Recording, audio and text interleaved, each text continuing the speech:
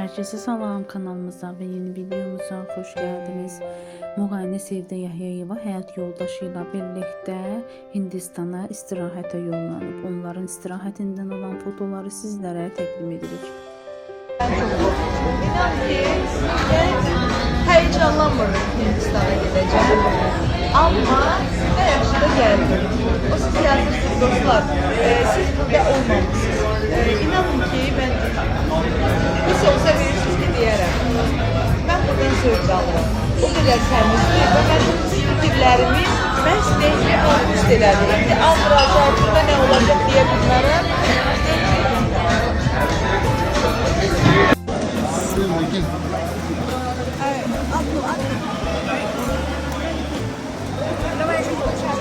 Thank you.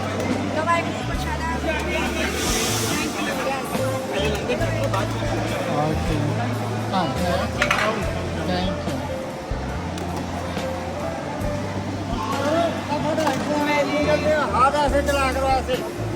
Thank you.